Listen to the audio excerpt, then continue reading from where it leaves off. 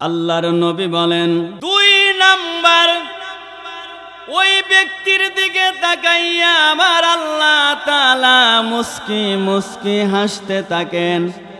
যখন রাত্রি যখন গভীর হইয়া যায়, স্ত্রীর বিছনা ছেড়ে স্বামী ওযু করিয়া নামাজে দাঁড়াইয়া যায়, আল্লাহ ডেকে বললেন, ফেরেশতারা দেখো আমার বান্দা বান্দি কত আমাকে ভালোবাসে, একমাত্র আমার ভয়ে বিছনা ছেড়ে স্ত্রীকে রেখে আমার ভয়ে নামাজে দাঁড়িয়ে গেল। আল্লাহু আকবার বলে। আল্লাহ তাআলা ওই ব্যক্তির দিকে তাকিয়ে তাকিয়ে মুস্কি মুস্কি হাসে। 3 নাম্বার ওই ব্যক্তির দিকে তাকাইয়া আমার আল্লাহ তাআলা মুস্কি মুস্কি হাসেন। বিশ্ব নবী বলেন, যারা দিন কায়েমের জন্য, ইসলামের জন্য, কোরআনের রাজ কায়েমের জন্য সারিবদ্ধভাবে জিহাদের ময়দানে দাঁড়িয়ে থাকলো, আল্লাহ পাক কুরআনুল কারীমের মধ্যে বলেন, ইন্নাল্লাহা ইউহিব্বুল্লাযীনা ইউকাতিলুনা ফী সাবিলিহি সাফফান কান্নাহুম বুনিয়ানুম মারসুস। জোরে বলেন আল্লাহু আকবার। আল্লাহ তাআলা কুরআনুল কারীমের মধ্যে বলেন, ওই ব্যক্তিদেরকে ভালোবাসে যারা দিন কায়েমের জন্য সারিবদ্ধভাবে দাঁড়াইয়া থাকে, ইসলাম কায়েমের জন্য ঢিলা চায় সীসা গলা পাচিরের ন্যায় দাঁড়িয়ে থাকে।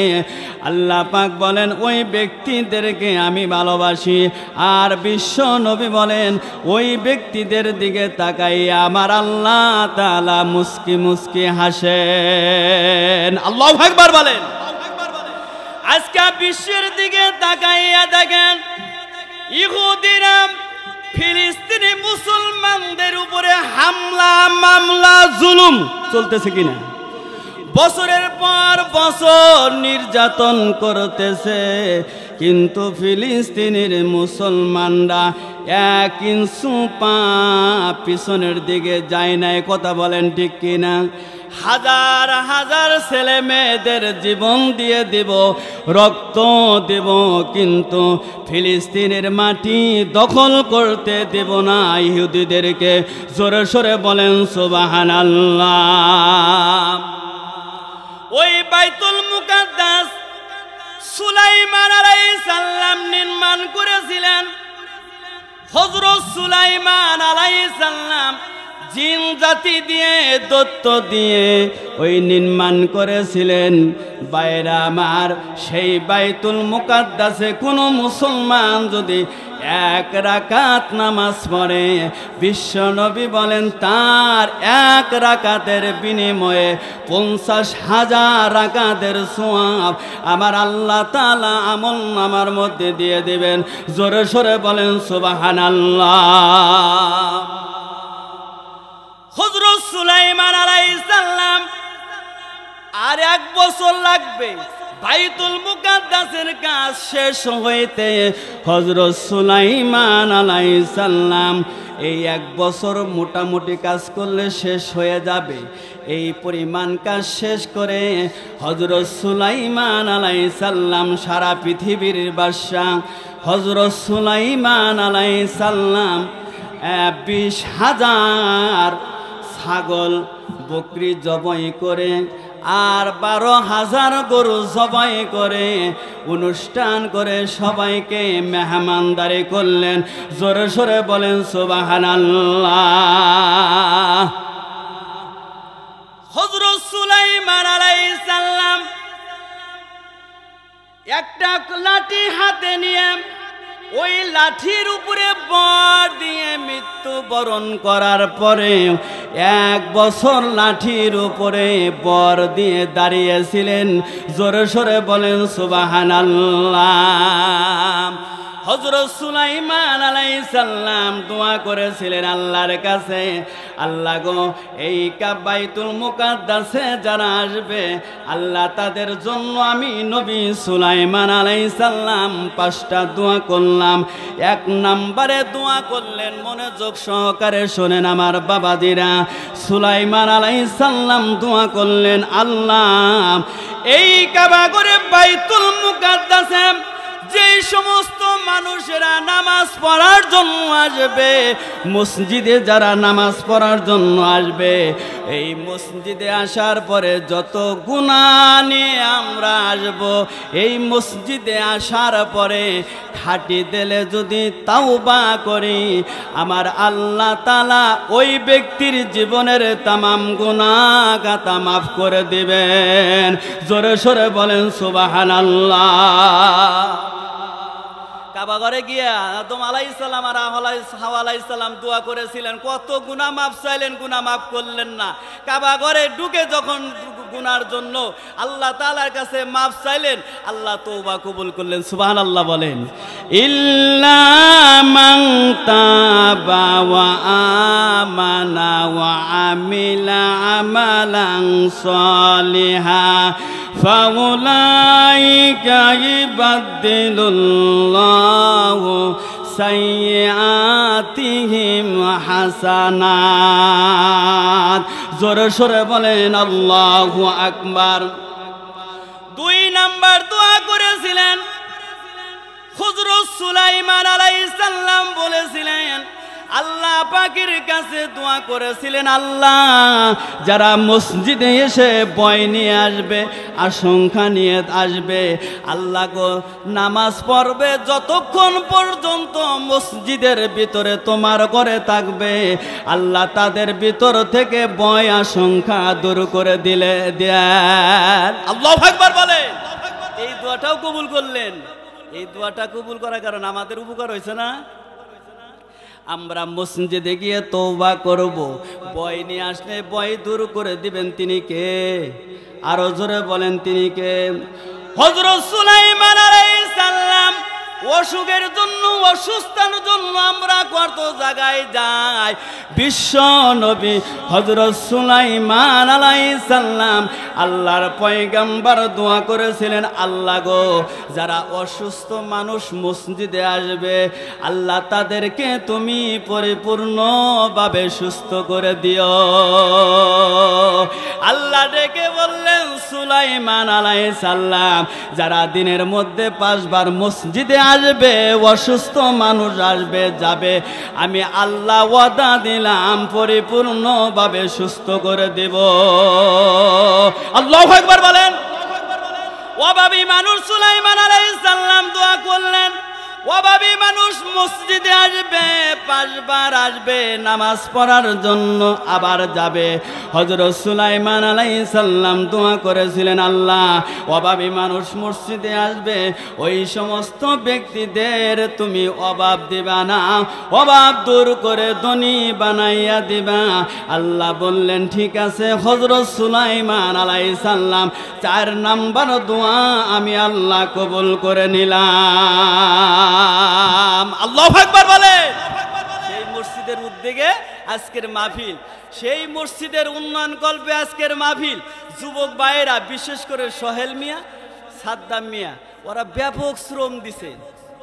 আরো সাথে যারা যুবক ভাইয়েরা শ্রম দিছে, আল্লাহ তাআলা প্রত্যেকের শ্রমটাকে কবুল ও মঞ্জুর করেন। সবাই বলেন আমিন। আসেন সেই মসজিদের উন্নয়ন কল্পে মাহফিলে আমরা বসতে পেরে খুশি না বেজার? আরো জোরে বলেন খুশি না বেজার? আসেন সবাই বলি আলহামদুলিল্লাহি রব্বিল, সবাই বলেন আলহামদুলিল্লাহি রব্বিল আর রহমানির রহিম মালিকি ইয়াউমিদ্দিন ইয়্যাকা না'বুদু ওয়া ইয়্যাকা নাস্তাইন। এটা আমরা নামাজের মধ্যে পড়ি, বারবার পড়ি, কিন্তু এর অর্থ আমরা কোনো সময় বুঝি। আল্লাহ পাক বলেন, আল্লাযী জাআলা লাকুমুল আরদা ফিরাশাও ওয়াস সামাআ বিনা وأنزل من السماء ماء فأخرج به من الثمرات رزقا لكم জোরে সরে বলেন আল্লাহু আকবার। ওই আল্লাহ তিনি আমাদের জন্য আসমানটা বানাইয়া দিলেন ফুটি সারা সাত স্বরূপ, আর জমিনকে বিছানা স্বরূপ বানাইয়া দিলেন। এটা আল্লাহর কথা, আল্লাহ আমাদের জন্য বানাইয়া দিছে কিনা? আর ওই আসমান থেকে বৃষ্টি নাজিল করে আল্লাহ সাতটা আসমান বানাইলেন। প্রথমে আসমানের কথা বললেন, সাতটা আসমান বানাইলেন। প্রথম আসমান কি দিয়ে বানাইছেন, দ্বিতীয় আসমান কি দিয়ে বানাইছেন, তৃতীয় আসমান কি দিয়ে বানাইছেন। সাতটা আসমানের সাতজন নবী আছে, সাতটা আসমানের সাতটা দরজা আছে, সাতটা দরজার সামনে সাতজন ফেরেশতা ব্যবস্থা করে রাখছেন। ওই দিকে যাব না। আমরা জানি সাত আসমানের উপরে কি আছে, আমরা জানি সিদরাতুল মুনতাহা। কয় না, সিদরাতুল মুনতাহা সাত আসমানের উপরে আছে। আবার আল্লাহ তাআলা হায়াতের দরিয়া রেখে দিয়েছেন। আল্লাহু আকবার বলে। এই হায়াতের দরিয়া উপরে জুলমাতের দরিয়া। কিসের দরিয়া? আমরা কই সাত আসমানের উপরে হলো সিদরাতুল মুনতাহা। ইসলামে কুরআনুমানিক একটা বই আছে, সেই বইয়ের মধ্যে পাবেন। তারপরে জুলমাতের দরিয়া, তার উপরে হলো নূরের দরিয়া, তার উপরে 500 বছর পারো, 500 বছরের রাস্তা পার হয়ে যাওয়ার পর তারপরে হিজাব সমূহ। আল্লাহু আকবার বলেন। তার উপরে আমার আল্লাহ তাআলা রেখে দিছেন আমার আল্লাহ তাআলা সিদরাতুল মুনতাহা। তার উপরে হলো মাধবী বেহেশত। তার উপরে আমার আল্লাহ তাআলা 500 বছরের রাস্তা পার হয়ে যাওয়ার পর তার উপরে আমার আল্লাহ তাআলা রেখে দিয়েছেন হেজাবে আজমত। তার উপরে আবার হেজাবে কিবরিয়া, তার উপরে হলো আরশে আজিম। আল্লাহু আকবার বলে। যে আরশে আজিমের উপরে আমার আল্লাহ তাআলা বসে আছেন। কথা বলেন ঠিক কি? এই পৃথিবীর মধ্যে 3 ভাগ হলো পানি, 1 ভাগ হলো জমিন। আমরা যেই জমিনের উপরে বসে আছি, এই বাংলাদেশটা 56,000 বর্গ মাইল। কত মাইল? আরো জোরে বলেন, আরো জোরে। আর আরো যে জমিন আছে সারা পৃথিবীর বর্গ মাইল, জমিনের বর্গ মাইল হলো 51 কোটি বর্গ মাইল। কত কোটি? এই কথা বলেন, কত কোটি? 51 কোটি বর্গ মাইল সারা পৃথিবী। আর 3 ভাগ হলো পানি, 1 ভাগ হলো জমিন। 3 ভাগ পানির ভিতরে হলো এই পৃথিবীতে 5টা মহাসাগর আছে। কয়টা মহাসাগর গো? আরো জোরে বলেন, জোরে বলেন। 5টা মহাসাগর আছে। আর উপসাগর আছে 152টা। আর নদী আছে 1250। কত গো? আরো জোরে বলেন। এই মহাসাগর আছে 5টা, আটলান্টিক মহাসাগর, আর বঙ্গোপমহাসাগর, প্রশান্ত মহাসাগর, উত্তর মহাসাগর, দক্ষিণ মহাসাগর। আটলান্টিক মহাসাগরের গভীরতা হলো 36,000 ফিট। কত হাজার ফিট? নামাজের মধ্যে খালি বলেন আলহামদুলিল্লাহ রব্বিল আলামিন। রব কি শোনেন? এই 36,000 ফিট আটলান্টিক মহাসাগরের গভীরতা হলো 36,000 ফিট, আর প্রস্থ হলো 39,000 মাইল। জোরে সোরে বলেন আল্লাহু আকবার। এই পৃথিবীর মধ্যে সবচেয়ে উঁচু পাহাড় হলো হিমালয়ের পর্বত। কোন পর্বত গো? এর উচ্চতা হলো 29,000 ফিট। কত হাজার ফিট? আরো জোরে বলেন। এই 29,000 ফিট এই পাহাড়টাকে হিমালয়ের পর্বতরায় এনে আটলান্টিক মহাসাগরের ভিতরে প্রবেশ করান। 36,000 ফিট আটলান্টিক মহাসাগরের ভিতরে ডুবতে ডুবতে শেষ হয়ে যাবে 29,000 ফিট। আরো উপরে থাকবে 7,000 ফিট পানি। একটু জোরে সরে বলা যাবে কিনা সুবহানাল্লাহ? বুঝতেছেন গো? আসুন আমার বাবাজিরা, আর প্রশান্ত মহাসাগরের গভীরতা হলো 5 মাইল, আর বঙ্গোপসাগরের গভীরতা হলো 2 মাইল। বাবাজিরা আমার, যত পানি বলেন না কেন, আমার আল্লাহ তাআলা কোরআনুল কারীমের মধ্যে জানাইয়া দিলেন, এই সমুদ্রের পানিগুলোর মধ্যে থেকে একটা সুই যদি ঢুকানো হয়, ওই সুইয়ের পানি আগার মধ্যে তার মাথায় যতটুকু পানি লাগবে ওই পরিমাণ জ্ঞান আমার আল্লাহ তাআলা তামাম পৃথিবীর মানুষকে দিয়েছেন। আর যত পানি সাগরের মধ্যে, নদী নালা খাল বিলের মধ্যে, 5টা মহাসাগরের পানি যে পরিমাণ পানি, ওই পরিমাণ জ্ঞান আমার আল্লাহ তাআলা তার সিন্ধুকের মধ্যে রেখে দিয়েছেন। জোরে সরে বলেন সুবহানাল্লাহ। আসেন সে আল্লাহ পাকের দরবারে আরো একবার প্রাণ ভরে শুকরিয়া আদায় করি। সবাই বলেন আলহামদুলিল্লাহ। আরো জোরে বলেন আলহামদুলিল্লাহ। আমার সাথে সবাই জবান খুলে পড়েন আউযু বিল্লাহি মিনাশ শাইতানির রাজিম। বিসমিল্লাহির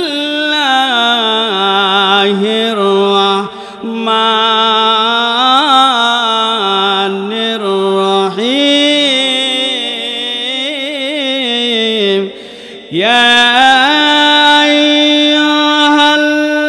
আইয়ুহাল্লাযীনা আমানু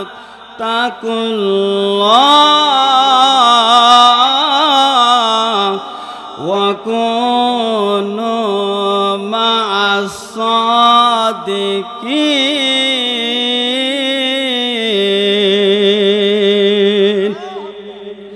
আসুন আমার বাবাজিরা, এই সূরাটার নাম হলো সূরাতুত তাওবা মাদানিয়া। কি সূরা বললাম গো? সব সূরার শুরুতে বিসমিল্লাহ আছে, এই সূরার শুরুতে বিসমিল্লাহটা নাই। এই বিসমিল্লাহটা আপনি পাবেন সূরা নমলের 30 নম্বর আয়াতের মধ্যে। ইন্নাহু মিন সুলাইমানা ওয়া ইন্নাহু বিসমিল্লাহির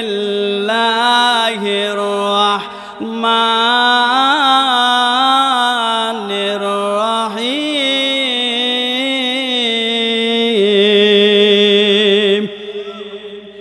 বাবাজিরা আমার, এই সূরাটার ভিতরে 129টা আয়াত আছে, 16টা রুকু আছে। আমি আপনাদের মাঝে তেলাওয়াত করছি 119 নম্বর আয়াত। আল্লাহ তাআলা ডেকে বলেন ইয়া আইয়ুহাল্লাযীনা আমানু। আল্লাহ ডেকে বললেন, ওহে যারা ঈমানের দাবি করো, 1 নাম্বার তোমাদের কাজ করতে হবে ওয়াত্তাকুল্লাহ, আমি আল্লাহকে ভয় করতে হবে। জোরে সরে বলেন সুবহানাল্লাহ। কোরআনের যে যতটুকু আমরা জানি ততটুকু মানুষের কাছে পৌঁছাইয়া দেওয়া এটা প্রত্যেকের দায়িত্ব। কথা বলেন ঠিক কি না? ইউনিয়ন পরিষদ থেকে চেয়ারম্যান থেকে শুরু করিয়া প্রধানমন্ত্রী পর্যন্ত, প্রধান উপদেষ্টা পর্যন্ত 1700 আসন আছে। এই 1700 আসনের লোকগুলো যদি নিজ দায়িত্বে কোরআনের আদেশ আর নিষেধগুলো যদি পৌঁছিয়ে দেয় মানুষের কাছে, এই দেশে দুর্নীতি হবে গো। তামাম বাংলাদেশটা জান্নাতের বাগান হয়ে যাবে। কথা বলেন ঠিক কিনা? শোনেন আমার বাবাজিরা, আমার আল্লাহ রসুলের উপরে যখন কুরআন নাজিল হইয়া গেল, ইয়া আইয়ুহার রাসূলু বাল্লিগ মা উনজিলা ইলাইকা মির রাব্বিক ওয়া ইল্লাম তাফআল ফামা বাল্লাগতা রিসালাতা আল্লাহু ইয়াসিমুকা মিনান নাস ইন্নাল্লাহা লা ইয়াহদিল কওমাল কাফিরিন।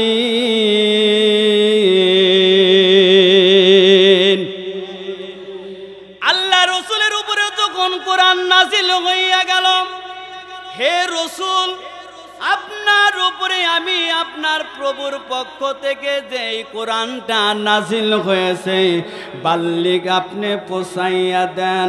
ওয়া ইল্লাম তাফআল ফামা বাল্লাগতা রিসালাতা, আপনি যদি পরিপূর্ণভাবে পৌঁছাইয়া না দেন, আপনার নামটা নবুয়তের দপ্তর থেকে নামটা কেটে দেওয়া হবে। আর এই কোরআন প্রচার করতে গিয়ে যত জুলুম নির্যাতন আসবে, আপনাকে কেউ হেফাজত করতে পারবে না।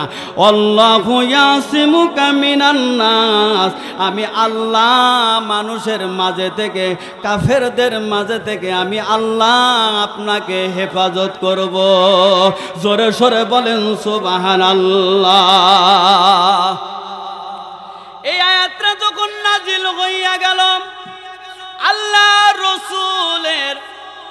আল্লাহ রসুল তায়েবের ময়দানে তায়েববাসীদেরকে কালেমার দাওয়াত দেওয়ার জন্য চলে গেল। আল্লাহ রসুল যখন তায়েববাসীদের কাছে চলে গেল, আল্লাহ রসুল মনে মনে চিন্তা করলেন, তায়েববাসীদের মাঝে 4-3 নেতা আছে। কয়জন নেতা? আরো জোরে বলেন। 1 নাম্বার হলো আবদে ইয়াহুদা, 2 নাম্বার হলো আবদে মাসউদ, 3 নাম্বার হলো হাবিব ইবনে আমর। এই 3 জন নেতা ছিল। নবী মনে মনে চিন্তা করলেন, এই 3 জন নেতাকে যদি কলেমা পড়াইয়া মুসলমান হয়ে যায়, তাহলে তায়েববাসীদের মাঝে আমার জন্য ইসলাম প্রচার করা সহজ হয়ে যাবে। আল্লাহু আকবার বলে। তাহলে যতটুকু আমরা জানি, তাহলে প্রচার করতে হবে কিনা? দাওয়াত দেওয়ার জন্য গেলেন 3 জন নেতার কাছে। প্রথম গেলেন আবদে ইয়াহুদার কাছে। আবদে ইয়াহুদা বললেন, তোমাকেই নবী বানাইয়া পাঠাইয়া দিল। দেখছেন কার? তোমাকেই নবী বানাইয়া পাঠাইয়া দিল। আর এক নেতা বলল, আবদে মাসউদ বলল, তোমাকে ছাড়া আর কোনো মানুষ পাইল না। নাউজুবিল্লাহ বলেন। আরো জোরে বলেন নাউজুবিল্লাহ। হুজুর দেখলে অনেকে এরকম করে না। আল্লাহ রসুল হাবিব ইবনে উমরের কাছে দাওয়াত দিলেন। হাবিব ইবনে উমর ডেকে বললেন, তোমার সাথে কথাই বলবো না। 3 জন নেতা 3 ধরনের কথা বললেন। আল্লাহ রসুল যখন কালেমার দাওয়াত দিলেন, কালেমা গ্রহণ করলেন না, বরং গ্রহণ না করে ওই তায়েফের ছোট ছোট ছেলে মেয়েদেরকে পিছনে লাগাইয়া দিলেন। আব্দুল্লাহর বেটা মুহাম্মদ পাগল ছাড়া আর কিছু না, এই পাগলকে তোমরা পাথর মারো। ছোট ছোট ছেলে মেয়েরা কিছু বোঝে না, না বুঝে আল্লাহ রসুলের গায়ে পাথর মারে। আল্লাহ রসুলের গায়ে পাথর নিক্ষেপ করে। কিছু কিছু ছেলে মেয়েরা বাটাল দিয়ে পাথরের টুকরা এইভাবে যখন মারা শুরু করল, আল্লাহ রসুলের একটা পাথর পায়ের মধ্যে লেগে গেল। পায়ে পাথরটা যখন লেগে গেল, ফিটকে রক্ত বের হওয়া শুরু হইয়া যায়। আল্লাহ রসুলের জুতা মুবারক পায়ের সাথে লেগে গেল। আল্লাহ রসুল সাথে সাথে বসে বললেন, আল্লাহ রসুল বললেন, আরাম হারে পাথর মায়ের না, আরাম হারে পাথর মায়ের না। রক্তে রঞ্জিত হইল জুতা, নবীর জুতা খোলা যায় না। আর আমারে পাগল কইর না, আর আমারে পাথর মাইর না। আল্লাহ রসুল হাঁটতে পারে না।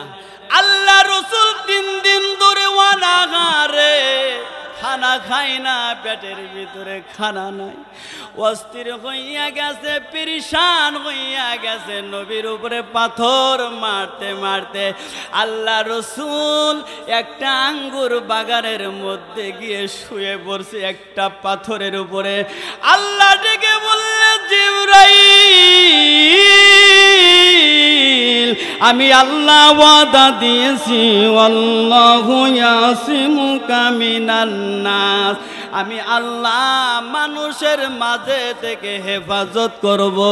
জিবরাইল, আমার রসুল, আমার নবী রহমাতাল লিল আলামিন, আমার হাবিব যেই পাথরের উপরে শুয়ে পড়ছে, ওই পাথরটাকে হুকুম করো, ওই পাথরটা তুলার মতো যেন নরম হইয়া যায়।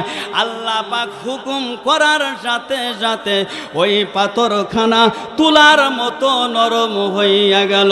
জোরে সরে বলেন সুবহানাল্লাহ। আল্লাহু আকবার বলেন।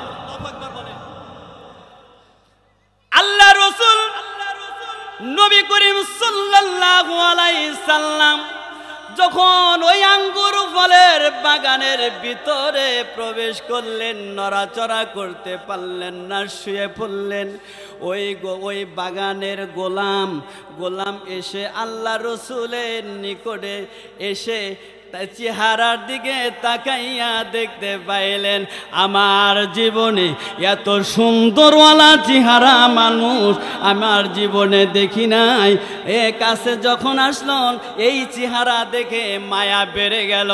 এই গোলামটা আঙ্গুর ফলের রস শরবত বানাইয়া আল্লাহ রসুলকে পান করতে দিলেন। আল্লাহু আকবার বলেন। এই গোলাম তখন আল্লাহ রসুলের কাছে হাত দিয়ে বলল, ইয়া রাসূলুল্লাহ, ইয়া হাবিবাল্লাহ, আপনি সাধারণ মানুষ নয়, আপনি হইলেন রহমাতাল লিল আলামিন, নবী মুহাম্মদ সাল্লাল্লাহু আলাইহি সাল্লাম। আমাকে তাড়াতাড়ি কালেমা পড়াইয়া মুসলমান বানাইয়া দেন। জোরে সরে বলেন সুবহানাল্লাহ। আসুন আমার বাবাজিরাম, এই কোরআনের বাণীগুলো আমাদের প্রত্যেকের দায়িত্ব পৌঁছাইয়া দিতে হবে। যে যেখানে আছেন পৌঁছাইয়া দিতে হবে। আল্লাহ পাক বলেন, ইয়া আইয়ুহাল্লাযীনা আমানুত্তাকুল্লাহ, আল্লাহকে ভয় করো। কাকে ভয় করতে হবে? আরো জোরে বলেন, কাকে ভয় করতে হবে? যারা পরিপূর্ণভাবে আল্লাহকে আমরা ভয় করতে পারবো, আল্লাহ পাক তাদেরকে 4টা পুরস্কার দিবে। কয়টা পুরস্কার? আরো জোরে বলেন, আরো জোরে। 4টা পুরস্কার দিবেন। 1 নাম্বার পুরস্কার হইল, আমার আল্লাহ তাআলা যারা তাকওয়া অর্জন করতে পারবে তাদের জীবনের গুনাহ আমার আল্লাহ মাফ করে দিবেন। আল্লাহু আকবার বলেন। 1 নাম্বার পুরস্কার কি দিবেন? জীবনের গুনাহ। কারা? যারা তাকওয়া অর্জন করতে আল্লাহ এই কথাটা বলছে, ইয়া আইয়ুহাল্লাযীনা আমানু, ওহে যারা ইমানের দাবি করো, তারা 1 নাম্বার আত্তাকুল্লাহ, আল্লাহকে ভয় করো। আর আল্লাহকে যারা ভয় পরিপূর্ণভাবে করতে পারবে তাদের পুরস্কার হলো 4টা। কয়টা? আরো জোরে বলেন কয়টা? 2 নাম্বার পুরস্কার হলো যে কোনো নেক কাজ করবেন তার বিনিময় আল্লাহ তাআলা বাড়াইয়া দিবেন। সুবহানাল্লাহ বলেন। 3 নাম্বার পুরস্কার হলো বিশ্ব নবী বলেন যারা তাকওয়া অর্জন করতে পারবে তাদের 3 নাম্বার পুরস্কার হলো দুনিয়ার ক্ষেত্রে যত বালা মুসিবত আসবে সমস্ত বালা মুসিবত থেকে হেফাজত করবে তিনি কে? আরো জোরে বলেন তিনি কে? আখিরাতের মধ্যে যত বালা মুসিবত আসবে সমস্ত বালা মুসিবত থেকে হেফাজত করবে তিনি কে? আরো জোরে বলেন তিনি কে? দুনিয়া এবং আখিরাতের বালা মুসিবত থেকে হেফাজত করবে। আর 4 নাম্বার পুরস্কার হলো বিশ্ব নবী বলেন যারা তাকওয়া অর্জন করতে পারবে 4 নাম্বার পুরস্কার হলো তাদের রেজেকের অভাব হবে না। কেমন ভাবে রেজেক পৌঁছাইয়া দিবেন আপনি আর আমি তাকওয়া অর্জন করতে পারলে কল্পনাও করতে পারবো না। জোরে সোরে বলেন সুবহানাল্লাহ।